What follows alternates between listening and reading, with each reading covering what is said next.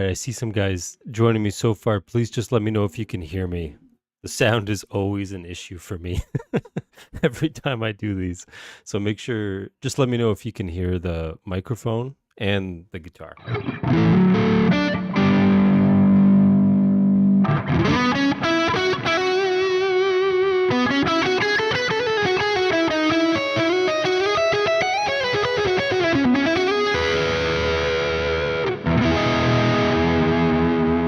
right, perfect. Thank you.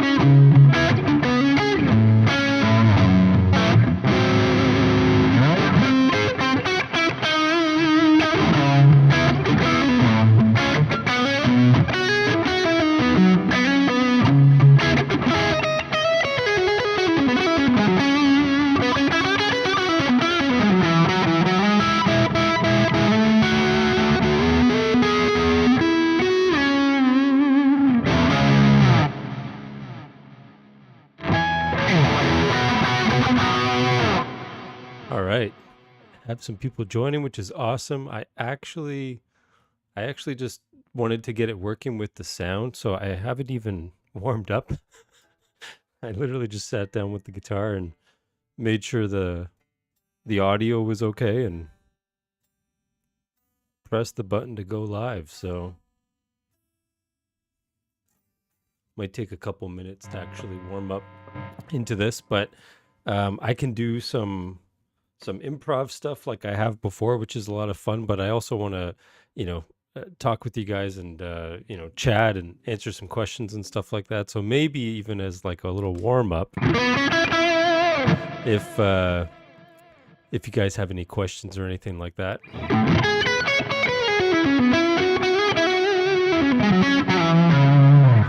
Favorite Maiden song? There's a lot of good ones. I honestly think one of my favorite Maiden riffs is a great picking exercise, if I remember it correctly.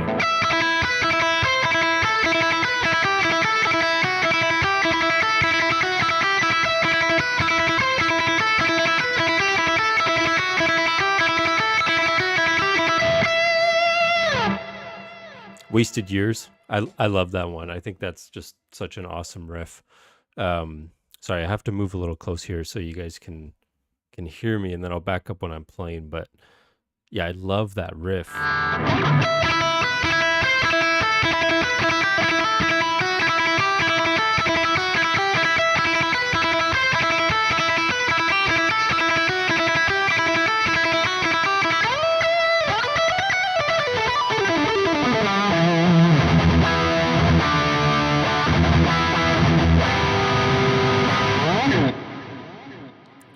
Yeah, sorry, I'll back up when I'm playing.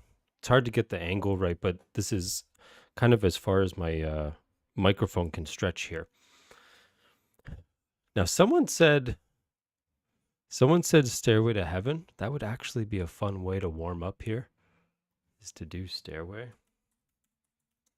Now, as I said, I'm not really warmed up, and I haven't played this recently, so we will see how this goes. But I do love that solo. All right, this is either this works or it doesn't, but let's warm up with some Stairway.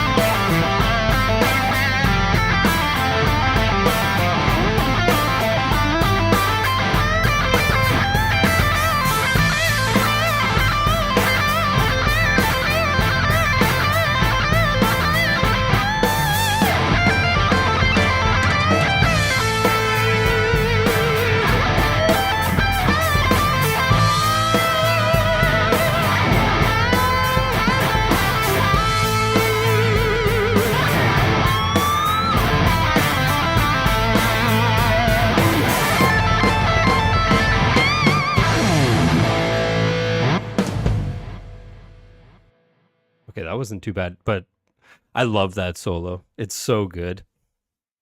Love that solo. All right, let's see if we're still in tune after all those big bends.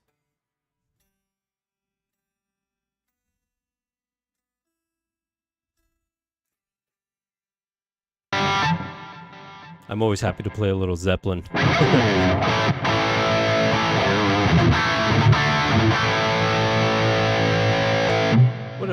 What other Zeppelin? Now I always go blank because like Zeppelin's one of my favorites, and then someone requests it, and I just go completely blank.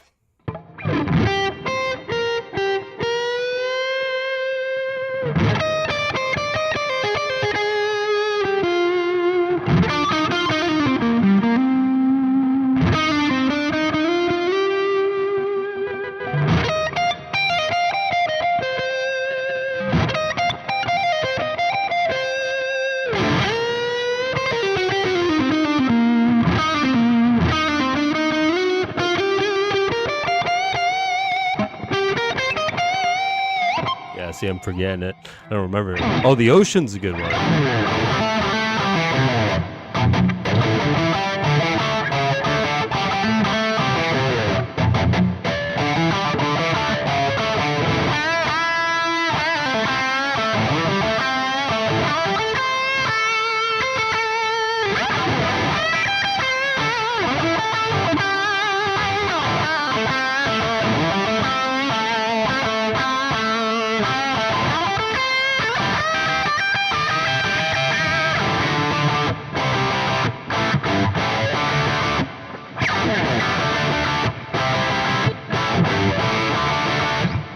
I love that one. All right, let's do a little bit of improv so I can actually warm up as well. Let's pull up random backing tracks. See if, let's just literally type in backing track here. See what comes up. As I said before, this is what I do a lot of the times in my own practice time. Just play the backing tracks and try to basically musically react to it. All right, let's try.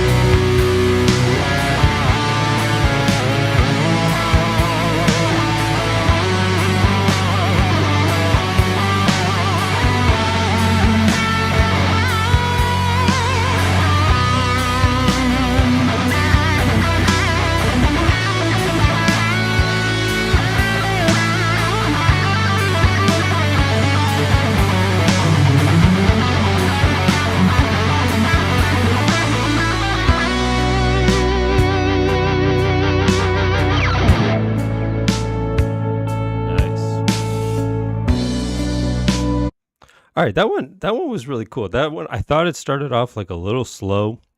I was wondering if I was gonna get into the zone with it,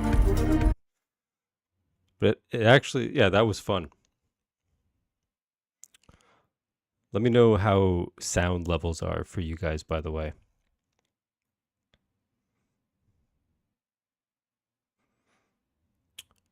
Okay, I'm just getting another backing track loaded up here, but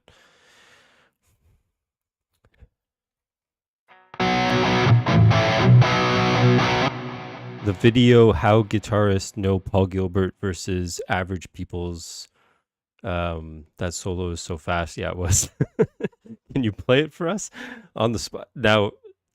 No, I don't think I could. Because I just put that together like for the video, but that was like years ago now. That was like a couple years ago. So I remember I was just doing some like Paul Gilbert ish things, some string skipping, some serious string skipping, some arpeggios and stuff like that. It wasn't an actual solo from Paul Gilbert. It was probably similar to stuff he's done, but it wasn't, something he actually did.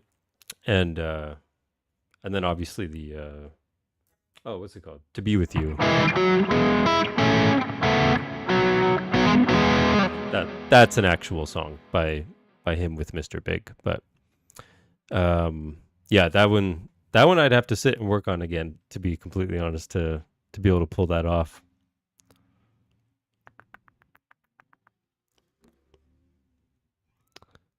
All right, let's do another one. Again, I'm just pulling these up randomly. I don't know what they are ahead of time. Throw some nasty sweeps in. All right. Well, let's try it. So no looking at the chords. I don't have it up on the screen. I have you guys up on the screen. It's all ear. It's all using your ear when you improv. And using your ear to guide the melody, listen to the chords, all that good stuff.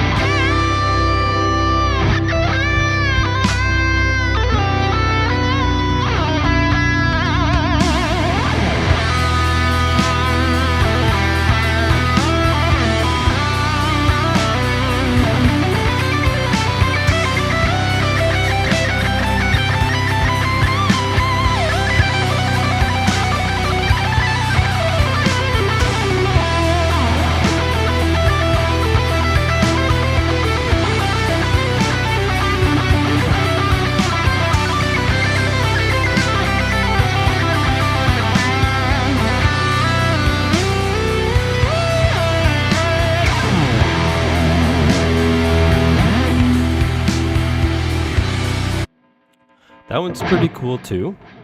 Not bad, but they're both kind of slow, right? So let's do something a little bit different. I also have to check my tuning to make sure, or else nothing sounds good if you're not in tune. Let's see. I saw someone ask what plugin I'm using. I have nothing to do with Neural DSP, but I'm using the Neural DSP Soldano plugin. When I'm not using my my amp, like for teaching and stuff like that, that's what I'm using, is the Neural DSP Soldano.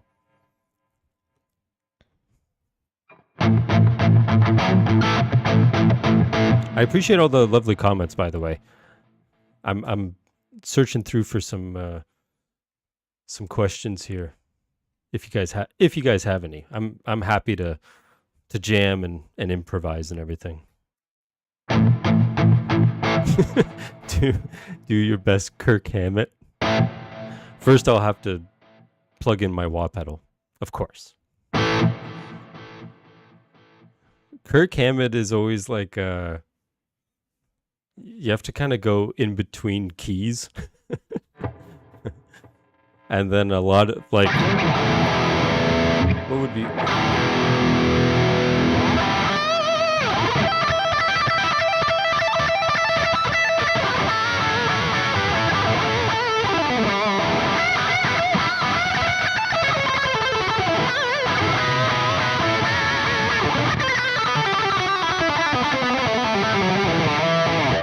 like it's always like the riff isn't changing, but then he solos in like E minor for a bar and then B minor for a bar, and then he's like an F sharp minor for a bar, and it's like, it's not a bad thing. He sounds amazing. It's just funny. Like, it's anytime you're learning his solos, it's like, where is he at for this? Like,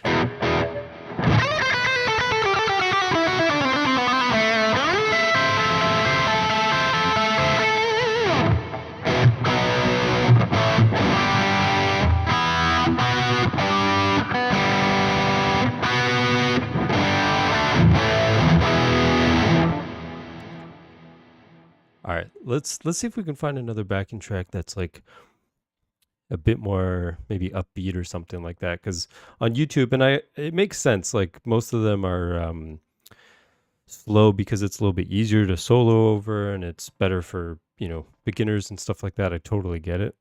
Let's see what this one is. Again, I don't know what they sound like ahead of time, so I'm just hoping I pick good ones here.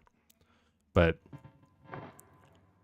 when you do find a good one, it's like time just passes by and you're improvising for like 12, 15 minutes straight and you don't even realize it. Get in the zone with it.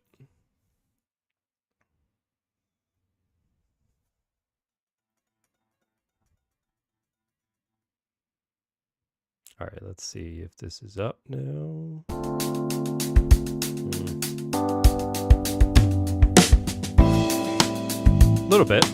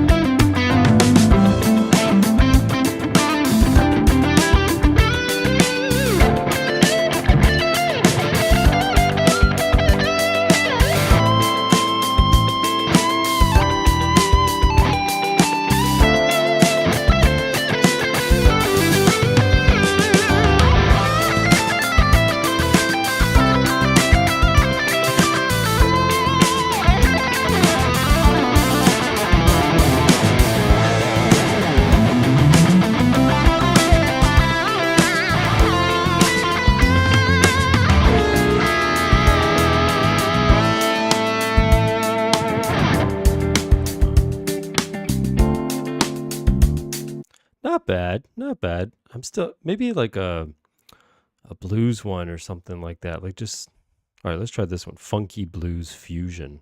Try Old Spice. This one sounds kind of interesting.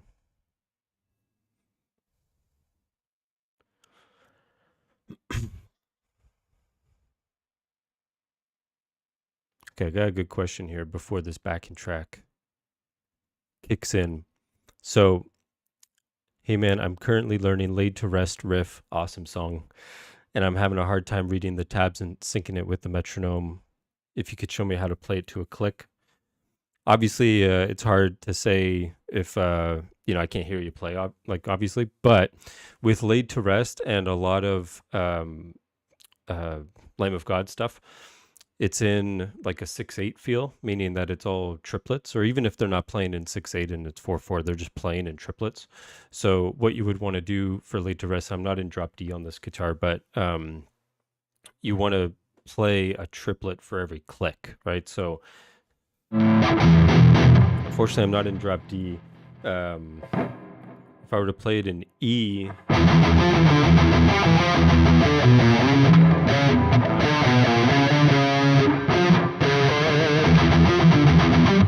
oh, that's so weird because they're in drop and I'm not drop.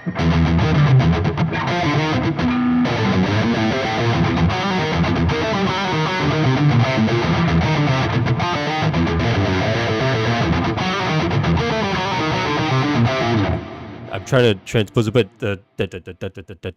you want to do that per click. 1, 2, 3, 1, 2, 3, 1, 2, 3, 1, 2, 3, 1, 2, 3. So have your click, your metronome set as like a quarter note, and then practice your triplets. So obviously slow that down at first.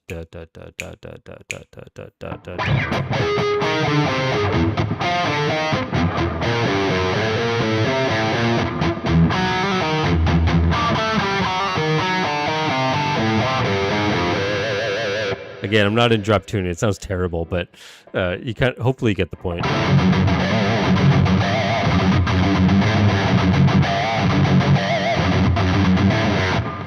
My favorite part in that is the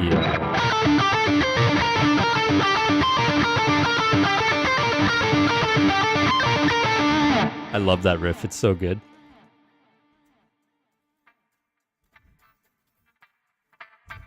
Okay, before I start the next improv, I see a comment here. I just want to make sure I'm getting this right. I don't see the point in practicing the guitar or trying to get better when no one, unfortunately it's in the way, when no one wants to hang out, jam, or make music with me. So I just want to say, I can totally relate to that. And it's kind of funny. Before getting into content creation, which by the way, I'm coming up to my 3rd anniversary of starting content creation in October. I felt the exact same way with like making music and stuff. Was I would make music and it would just sit on my computer and no one would hear it because I was teaching, but I wasn't doing anything actively. I kind of had left, the music business of touring and gigging and producing and everything. So it became very discouraging to make music when I kind of knew no one would hear it. And so what I would suggest is, find a way to share, your passion for music, because obviously you do have one. And whether it's online or creating, an Instagram account where you can share your music. And it doesn't matter if, lots of people join or if doesn't matter. It's a platform for you to share your creative side. But it can be very, very motivating. I find it incredibly motivating to like practice and get better and to like work on music to share with you guys. And it's amazing. It's totally reignited my love for guitar and music and all that kind of stuff. And I know that sounds a little extreme, but seriously, like before doing the content stuff, like it was a totally different kind of reality for me musically. So that's what I would encourage you to do is in some way find a way to share your stuff. Whether online is usually best because it's such a wide audience you can reach, or find some people locally and everything who want to jam and stuff like that. But don't quit, don't give up, and find a way to share your music. And it may lead you down a path of something really, really rewarding. So I would absolutely do that if I were you.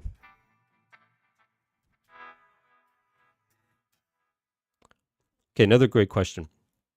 How a beginner intermediate player should start targeting chord tones while soloing.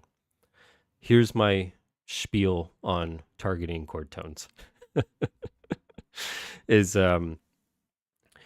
lots of good things to practice, and they make for excellent practice routines. Like, hey, know where your thirds are of all the chords, and know all the intervals of your scale, and be able to play your triads across the fretboard. I would absolutely encourage you to practice those things, and those are good practice tools. When I'm actually improvising, I'm not thinking of any of that stuff. And that's the contradiction, where the best way to improvise is to use your ear. Now, obviously, the more you practice chord tones and intervals and arpeggios and shapes and all that kind of stuff, the more your ear gets used to knowing what they sound like so that you can use them when you want to get that sound. I know what that arpeggio will sound like. I know what that interval will sound like. So it's good to practice. I'm not saying don't practice it, but use your ear when practicing. And the reason is, when I'm improvising, as soon as I start thinking of that stuff, it only gets in the way. It kind of like interrupts the flow of good improv when I start thinking of what I need to get to. Now, to prove that point, when I'm improvising over these backing tracks, I don't know what chord's coming up next. So even if I wanted to target the third, I wouldn't be able to most of the time because I don't know what chord's coming up next. Not until I hear it, then I react to it, right? And so that makes for better improvisation. So yes, it's good to know where your things are, and I would absolutely practice that and make it part of your practice routine. So you know where things are, you know where your scales are. Like, you need to get that information under your fingers. But for really good improv, what I encourage to students and stuff is start on a note. Let's say I'm an A.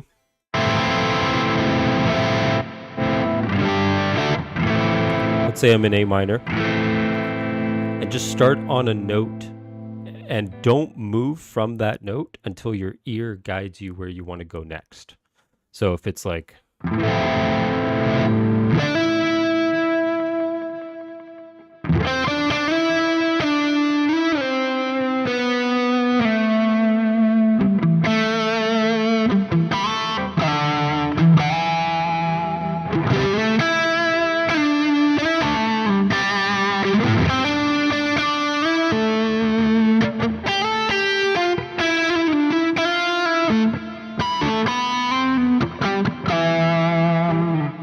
so to kind of prove my point, there's no chords being played behind me. I'm not actually even thinking of a chord progression. I'm literally thinking just melody and what note, what kind of sound do I want to get from the next note after I've played the previous note, right? So it's a different approach, and it wouldn't make for the most entertaining YouTube video. The YouTube video is, hey, target your thirds of every chord and do this and don't do that and all that kind of stuff. And most of the time, it is good practice advice. I'm not going to discourage you from trying it, but good improvisation, you don't want to be in your head thinking about that stuff too much. You want it to flow and you want it to be natural, right? So just if you use your ear, also your ear will kind of guide you to chord tones most of the time anyways, because those are like the best connecting notes to those chords. So your ear will probably guide you to those notes anyways. But a lot of the times, especially in my personal preference, the non-chord tones are the more interesting notes to play. So it's a big kind of pet peeve of mine when all these videos say, hey, target chord tones and just hit the chord tones and stuff. It's like, well, you're kind of missing a lot of opportunity there by hitting the notes that aren't in the chord and adding to it. I did a video on that a while ago where it's like, what I mean by that is if I'm playing an A minor chord,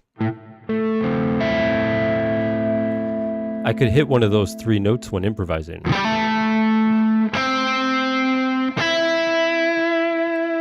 But I could also hit a note outside of that chord to add to it.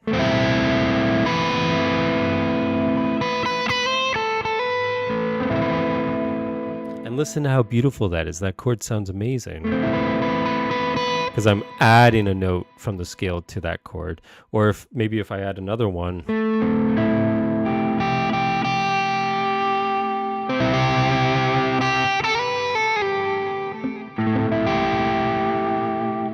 So don't limit yourself to chord tones that way. Yes, they can sound nice, but sometimes you can get some really, really interesting tones not playing chord tones. Hopefully that makes sense.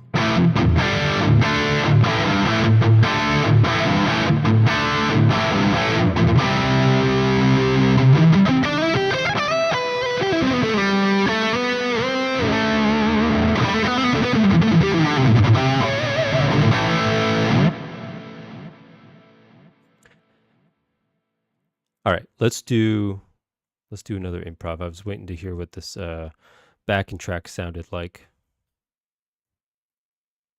But I am definitely open to answering any questions you guys have.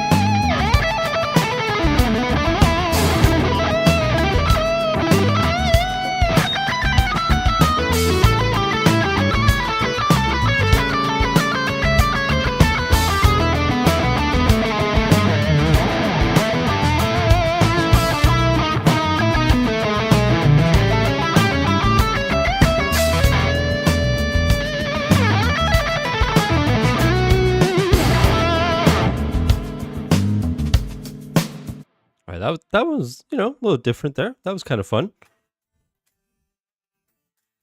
Kind of funky blues.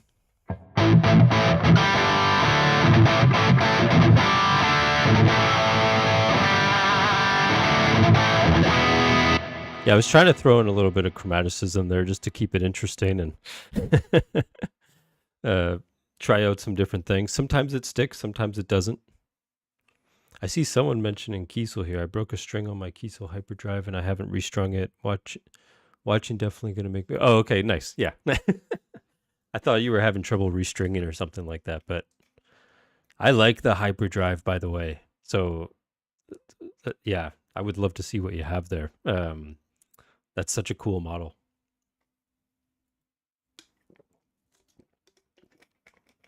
I don't know if you guys can see behind me, but I have my Type X back there. Can you see that? Get out of the way, the red one. Yeah. But super cool guitars. The Hyperdrive Type X. Even like the Mini V is a really cool one.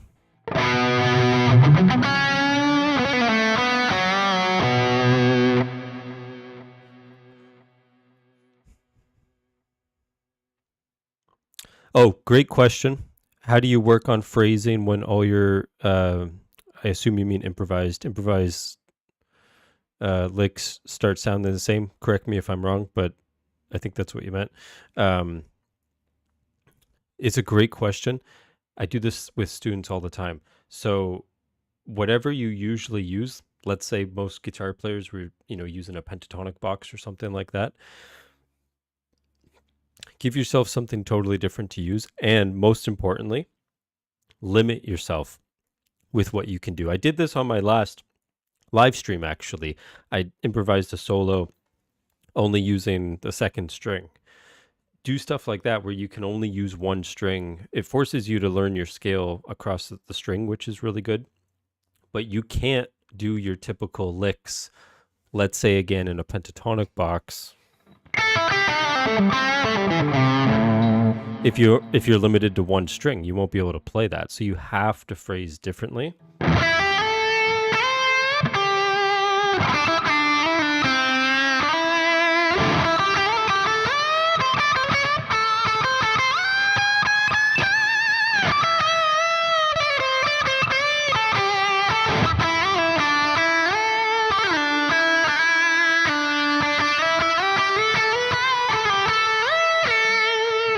Now that was mostly pentatonic.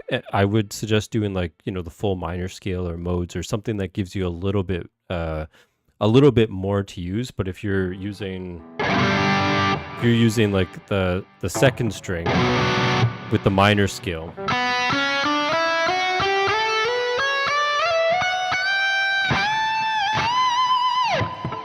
it gives you more to use, but you can phrase with that. And you have to think outside the box because you can't do,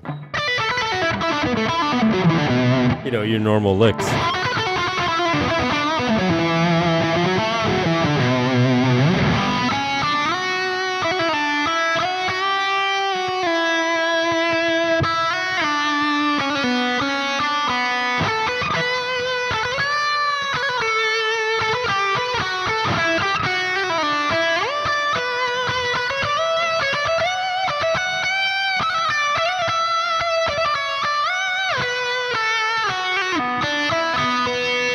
So when you only have one string, it forces you to think outside the box. Or another thing you can do is give yourself just a really small portion of a scale. So like if you have like a full minor scale, just give yourself like the bottom two strings. And that's all you can use when you improvise, and you have to try to make those two strings sound as good as possible and then it's going to make you think differently. It's going to make you think more creatively with bending, sliding, vibrato, spacing, double stops, everything you can think of to make it interesting. So give that a shot, and it usually helps. And then whatever ideas you can think of in those scenarios, you just add them to your regular repertoire. All right, let's do, I don't think we did this one. Let's try another one. These are all great questions, by the way.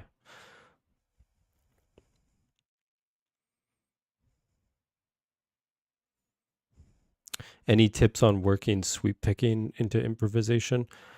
Um, so usually what I would suggest is when you're improvising, you don't really want to think in a predetermined way where it's like, oh, I'm going to throw in sweep picking, but you want to just build it up as a technical tool so that you can use it for when you feel like it's called for, or when you feel like that blur, blur of notes, or, that sound you can throw in. But I never approach a solo saying, oh, like I'm gonna sweep pick this one, or I'm gonna tap, or I'm gonna like play fast, or I'm gonna play slow. It's just whatever the music calls for, right? So but you want to build them up like all other techniques, where you can throw them in when you want, but it has to be like musically appropriate, in my opinion.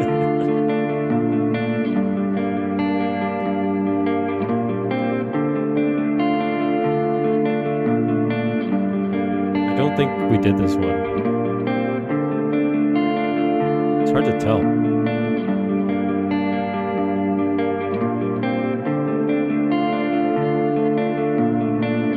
Let's do a different one. I honestly don't know if I use that one.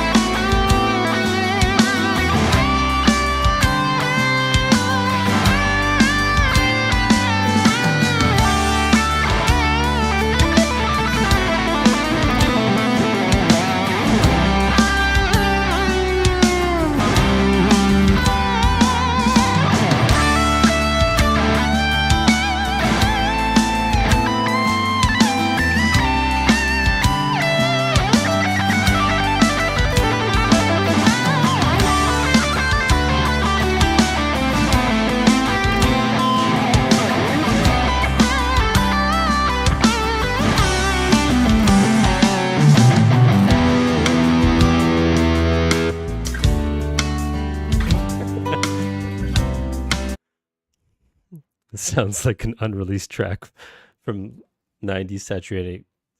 I'll agree with the track, not so much the guitar playing. It would have been far, far better if it was Joe Satriani, but but the track, yeah, I can hear that a little bit.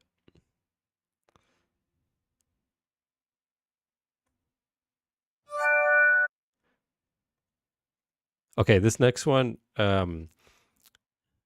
I haven't heard it, and it's only 2 days old, so I definitely haven't heard this before, but it's from Pat Matrone YouTube channel, and he makes great backing tracks. So I'm gonna trust that this one's gonna be good, but we'll see.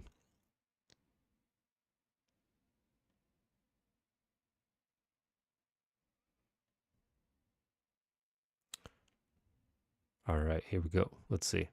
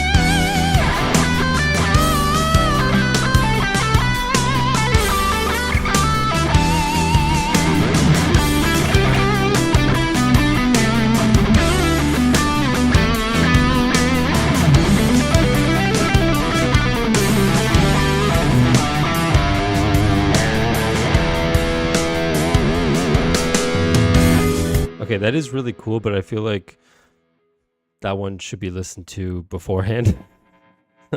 Some of those changes and stuff. Maybe it's just me, but I was like, I didn't know where things were coming from.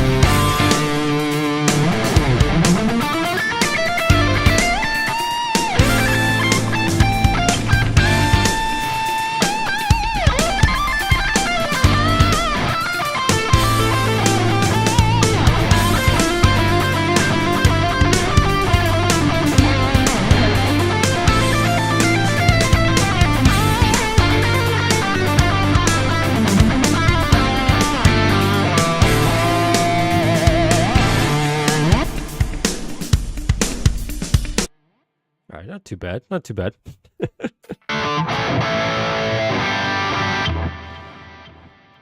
All right, I do have to run in a few minutes, but if you guys have any questions or anything before I go, I'm happy to answer some questions. I love getting on here and chatting with you guys and, just chatting guitar and having fun.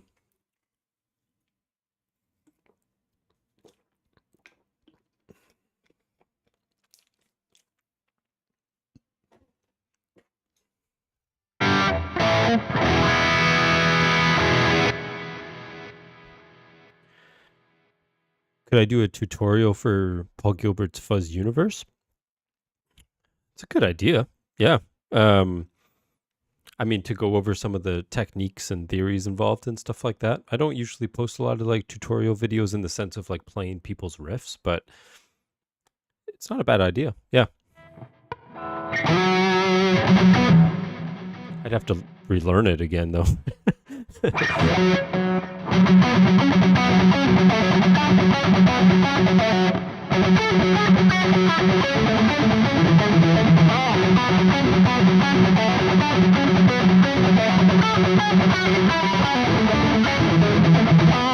Something like that.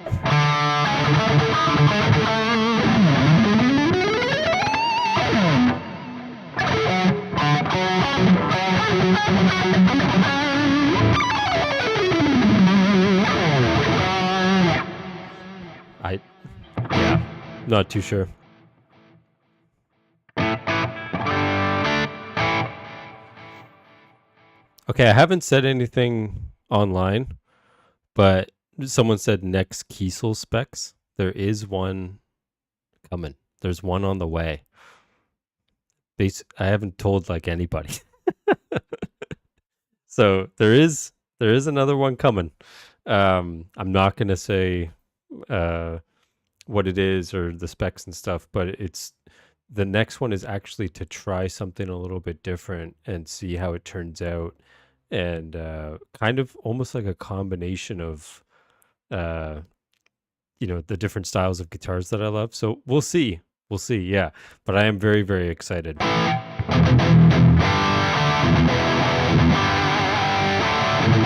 Seek and Destroy.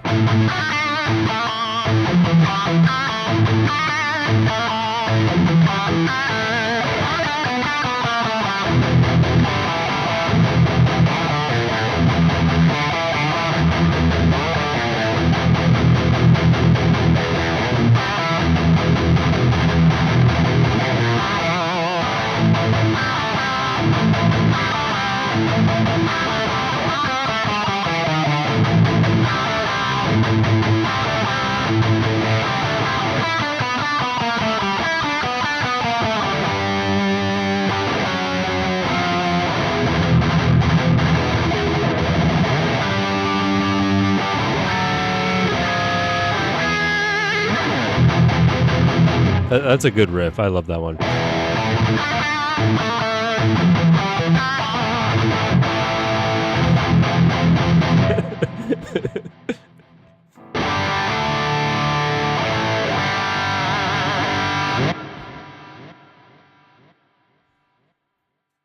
Which strings gauge do I use? On a Strat style guitar, I use 9-46. So get all the nice bending with the thin strings, a little bit thicker on the top. And then for a Les Paul style guitar, then I'll do 10-46, just so it's because of the scale length difference. Someone say something about Yngwie. Any Yngwie solo? Oh, Yngwie solo? I don't know. Pretty much every Yngwie solo is improvised, right? So he could be, for solos, it can be really, really hard to learn his stuff because it's all improvised. Obviously not saying you can't, but it's just difficult. But I love Yngwie. Yngwie has some awesome riffs. Everyone always thinks of the soloing and the super fast stuff, of course. But some of his riffs, oh my God. Put me on the spot to remember all this stuff, but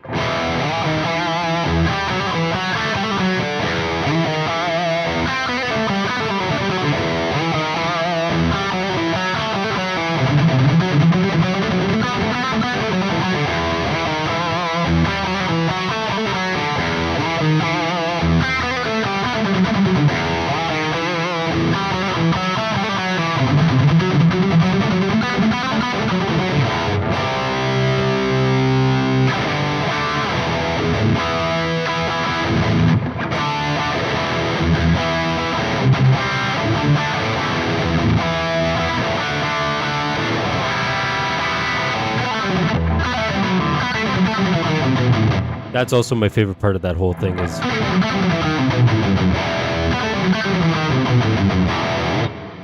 just to explain for I assume if you're watching this, you probably play guitar. I love what he does there because it's two groups of 16ths.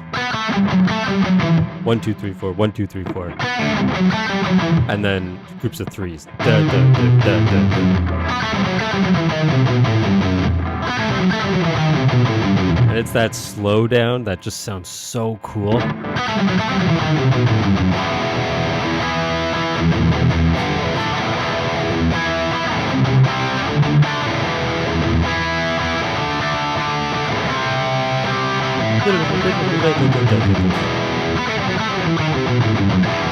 love that.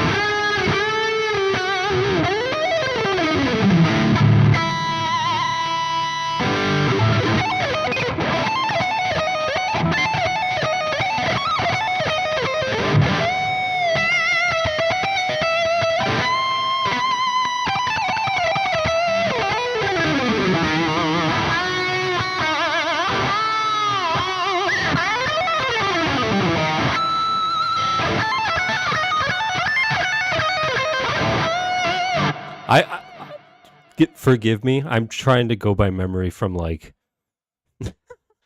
over a decade ago. So just you're a huge Yngwie fan. I apologize, but I'm trying to remember like how some of these lines go.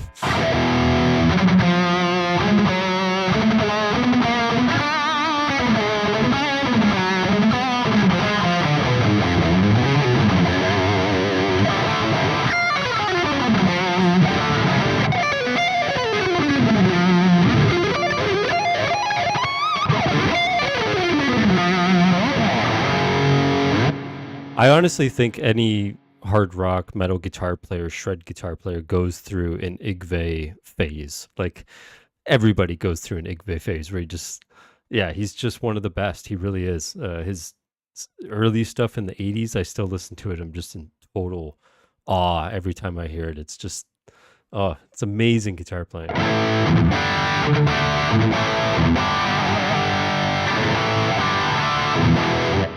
Oh man, you guys are putting me on the spot for all the hard stuff here. Can you play some Dream Theater? Good question. Can I?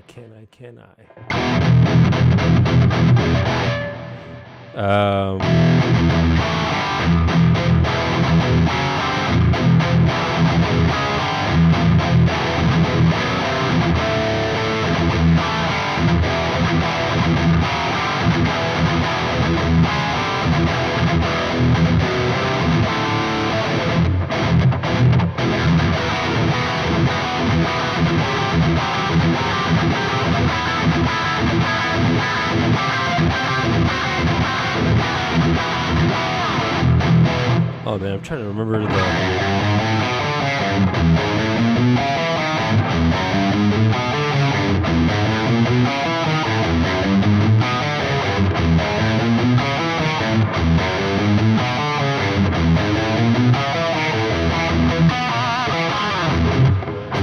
Oh darn! I can't believe I forgot.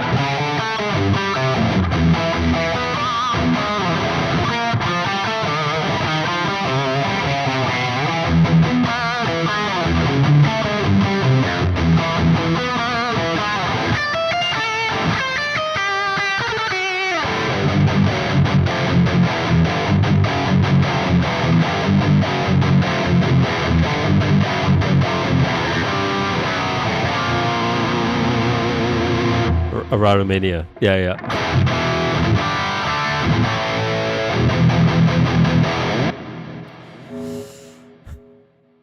Okay, I'm gonna put myself on the spot here. I don't know if I'm gonna even be able to do this or not.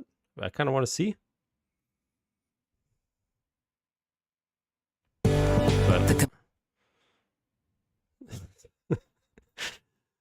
it's maybe not the brightest thing to try and remember all these riffs on a live stream, but it's all about having fun, right? It's all about having fun playing the guitar.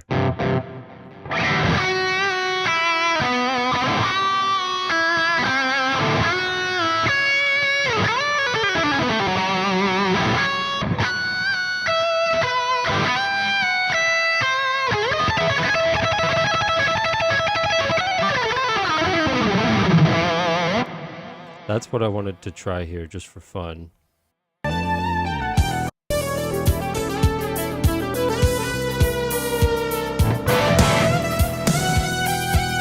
So good.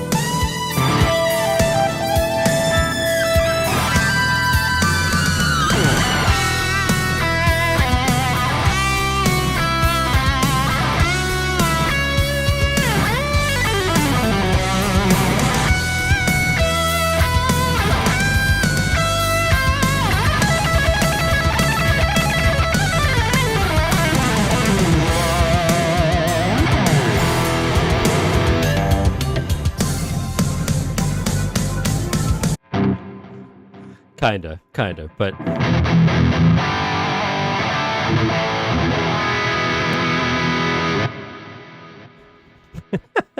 the depth of a person's Yngwie phase can be determined by whether they bought a guitar with scalloped frets or not. 100%. Yngwie's got everyone digging out their fretboards. Oh, I was just playing Pull Me Under by Dream Theater. That's the guitar solo for it. Wicked, wicked tune.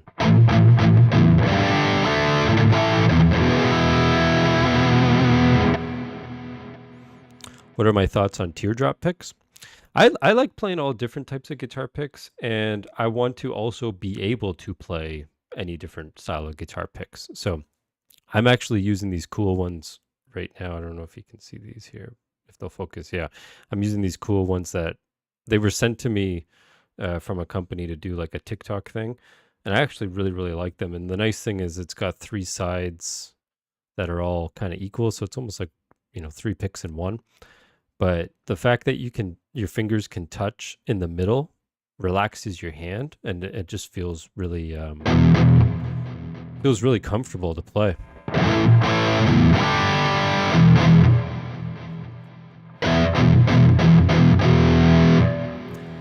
Oh man, I don't know why I'm trying to remember all these super hard things on a live stream. Should prepare these ahead of time. But someone mentioned Guthrie Govan here.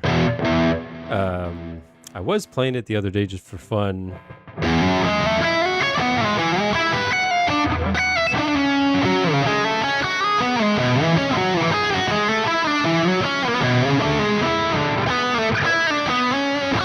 Oh, darn. See, this is terrible.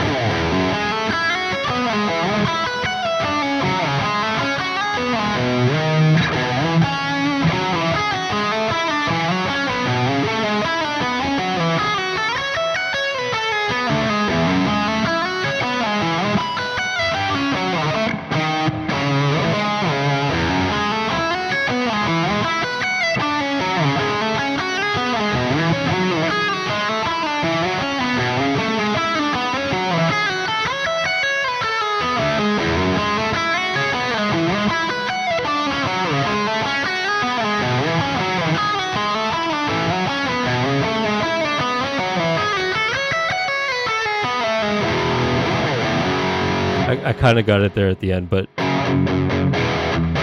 see, this is the thing a lot of people don't understand with music, like learning music, for those who don't play, is when you learn a piece of music, if you're not consistently practicing it on a regular basis, you will forget it. It will be gone.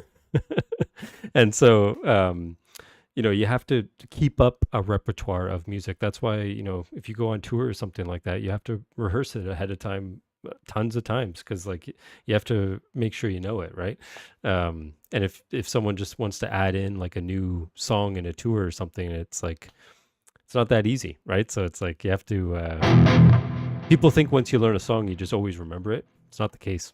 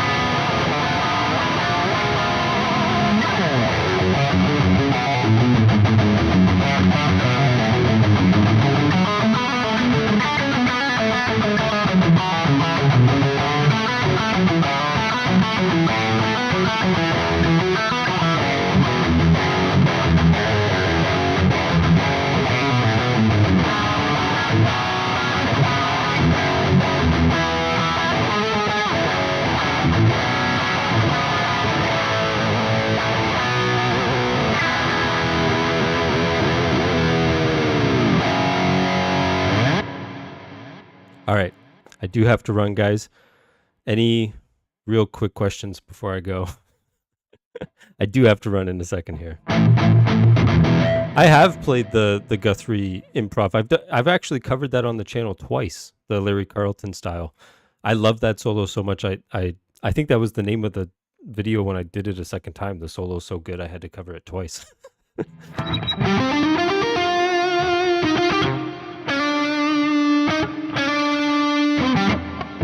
But see, if you don't practice it like that was over a year ago, right? So I won't remember it now.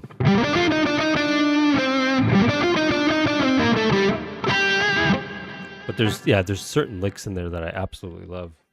But I have covered that on the channel.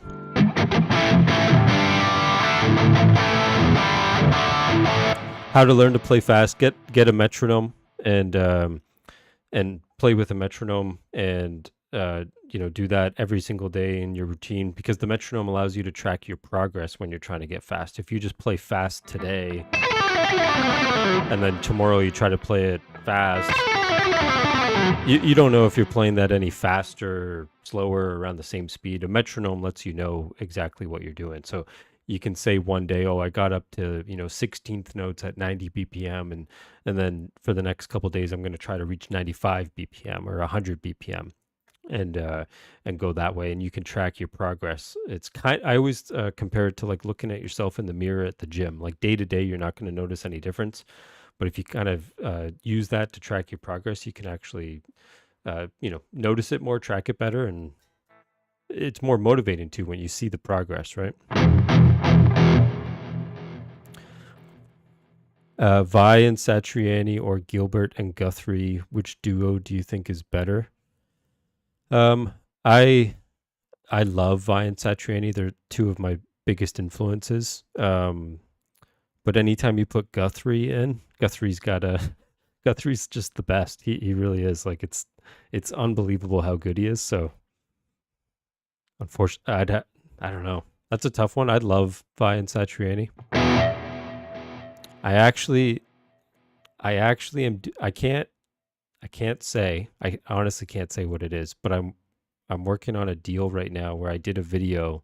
This is true. This is totally true. I did a video this week it has to be okayed. It has to be approved by Steve Vai.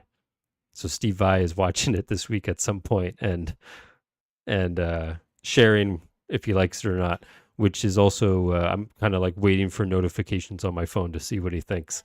This is true. So I can't wait to see. It's nerve-wracking too, because I'm playing some of his music in the video. So it's like, oh my God, I hope he likes it.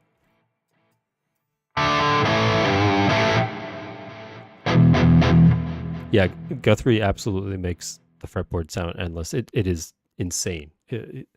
I just saw him a couple weeks ago with my friend Roy Ziv, who you guys probably know on here. Unbelievable guitar player, and watching Guthrie live was just insanity. Before you go, what's the best guitar brand and model for a metal intermediate? Metal intermediate depends on price range, of course.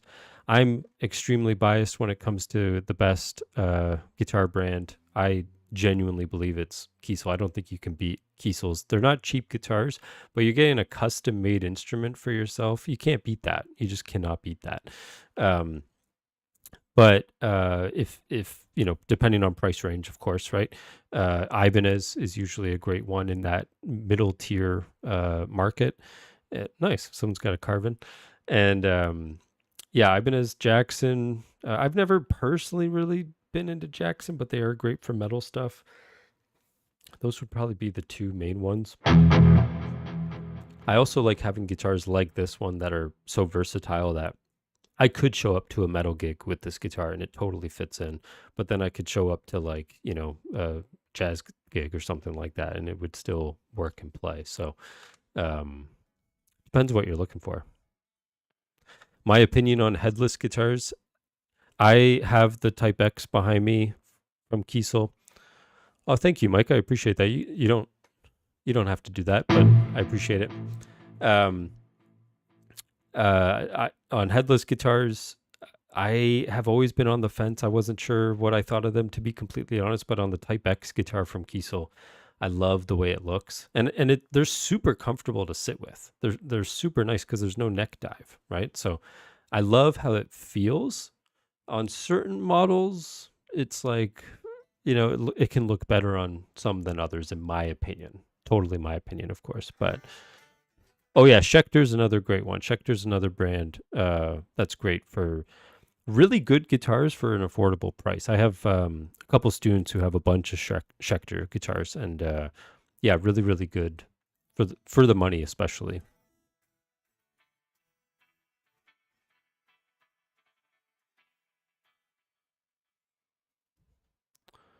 What do you think about Sir compared to Kiesel? Great question. Sir is another top of the line brand of just the best quality. Um, but well, no, I think with Sir you can order custom guitars, I believe. I do think they're more expensive than Kiesel, and I would be surprised if they're offering as many options. That's the thing with Kiesel, is like I can order the radius of the fretboard and the size of the frets and the all that kind of stuff. Like it's just um, it's amazing all the different options you have with Kiesel. And for Kiesel, at their price point, I don't think they're overpriced. They're not cheap guitars, don't get me wrong, but I don't think they're overpriced for what you get. It's yeah, like this guitar here, I think at full cost would have been like 2450, I think it is. And I don't think you can beat this in that price range, because that's still under like Music Man, and a lot of Sirs off the rack would be more expensive than this, and yet I get to order a custom guitar exactly to my liking. I don't think you can beat that. I really don't. So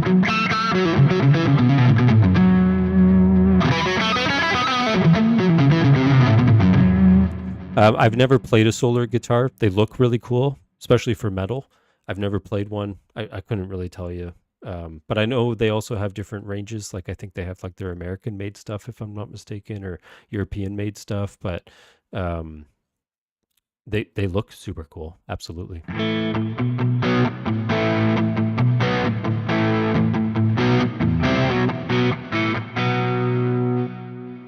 Thank you, Oscar. I appreciate that. You guys are I love hearing that. Comments like that also are very motivating to me to keep making content, keep coming up with new ideas, keep jumping on the live streams. It's approaching midnight here, but it's like I want to jump on here and jam for you guys and talk with you guys, so it's fun. So I appreciate that a lot, and thank you very much.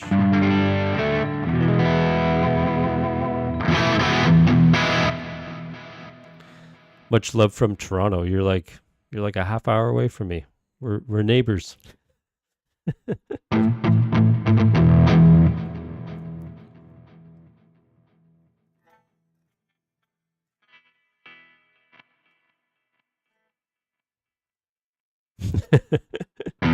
With the Evertune, what's funny is with the Evertune, I misunderstood it at first, and I thought it got rid of bends on the guitar. Like I thought you could not bend with an Evertune, which you can set it up to bend with an Evertune and still stay in tune. But I thought at first it was you just couldn't do bends, and I hated that idea. I was like, that's like the dumbest thing. Why would you take away bends? Bends to me is like the most expressive part of the guitar.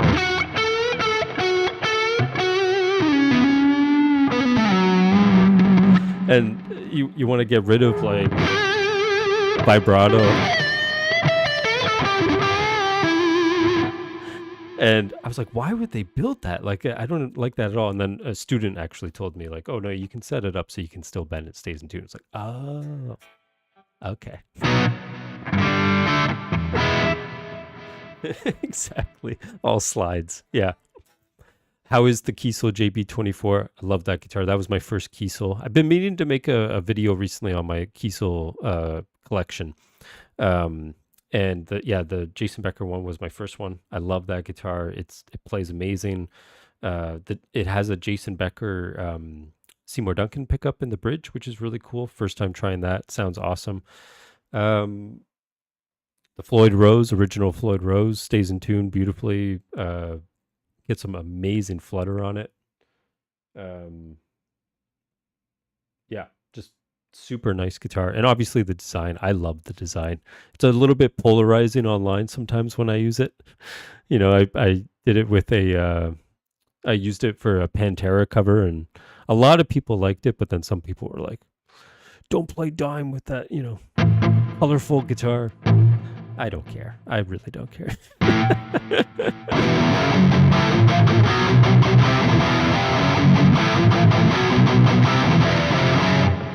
That's my belief with the guitar. Play the guitar you want to play it how you want to play the style of music you want to play. Just do things your own way, right? That's the best thing I can uh that's the best advice I can give to guitar players is don't be afraid to do things your own way. How long does it take for a Kiesel custom approximately? I think usually like 3 months or 4 months sometimes at like the tops, but that's crazy fast for a custom made guitar. Like they cut out, the body from the wood when you place the order. It's not like they have parts sitting around like bodies and necks that they just piece together. Like they actually cut your guitar to be made. And there we go, little thumbs up. And yeah, so to have it, delivered to you in like 3 months or something like that is crazy. I have a student who ordered a guitar, a custom made guitar, and they were quoting him a year and a half to get it. And to me, that would be discouraging, where it's like, I don't even know if I still want the guitar in a year and a half. So it's, I might be onto something new. All right, guys, I do have to run. I appreciate all of you joining me on the stream tonight. I do want to, do these regularly. So like, once a week or once every other week or something like that, jam and talk guitars. And it's a lot of fun. So I appreciate all of you joining me and all the lovely comments and everything. So you guys have a wonderful night, and thank you for joining me. I'll see you guys on the next one.